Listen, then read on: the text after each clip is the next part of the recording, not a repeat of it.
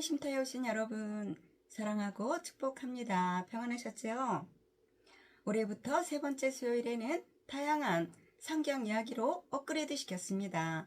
이 성경 이야기는 사건이 일어난 배경을 중심으로 해서 여러 가지로 살펴보면서 우리에게 주는 메시지를 찾으려고 새롭게 준비했습니다.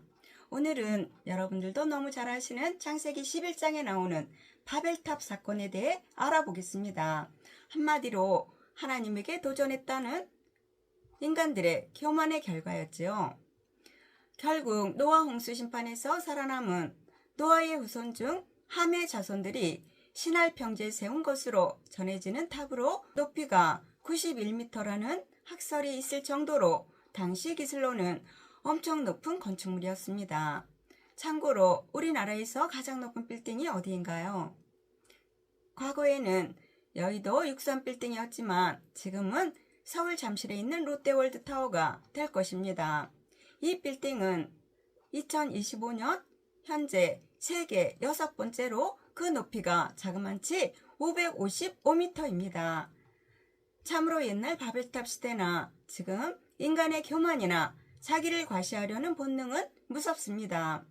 그런데 이번에 또 놀랄만한 기사를 보았습니다. 사우디아라비아가 사막 가운데 미래도시라는 신도시를 건설하고 있어요. 그리고 566m나 되는 높은 빌딩을 2032년에 완공하겠다고 했습니다.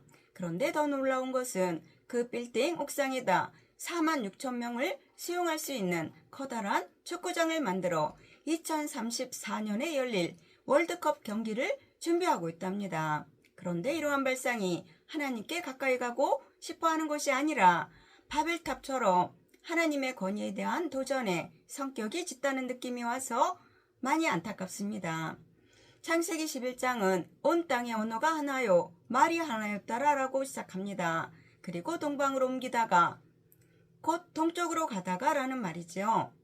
하나님은 홍수 심판이 끝난 뒤 노아와 아들들에게 땅에 충만하라 라고 명령하십니다.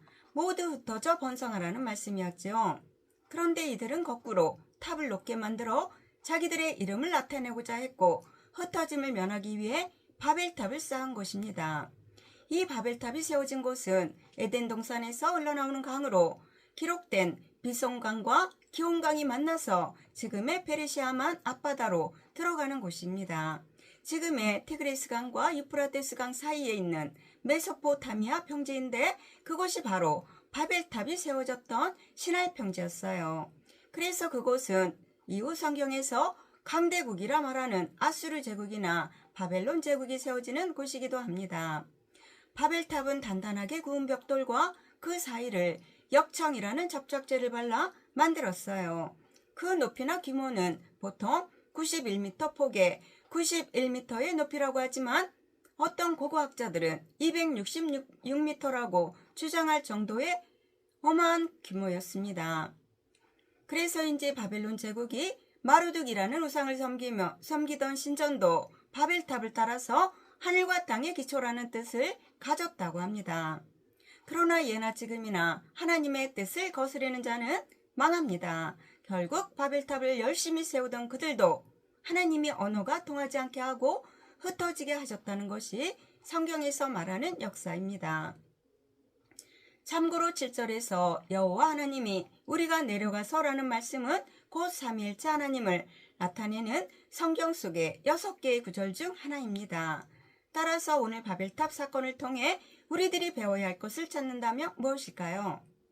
오늘을 사는 우리의 이야기로 적용한다면 성경 전체가 말하고자 하는 것 같이 하나님을 떠난 인간이 경영하는 기업이 망하는 모습이 바로 바벨탑 사건입니다. 이 사건의 배경은 창세기 10장 10절에서 노아에게 저주를 받은 함의 손자 니므롯이 시날 평지에 탑을 짓고 도성을 세우는 것에서 시작합니다. 그때는 모든 사람들의 언어가 하나이므로 가능했어요. 그러나 바벨탑 사건은 하나님을 대적해 보려고 했던 짓입니다. 결론적으로 하나님이 인간에게 주신 축복과 은혜와 지혜를 선한 일에 사용하려고 하지 않고 나쁜 일에 악용한 사건이라는 것이지요.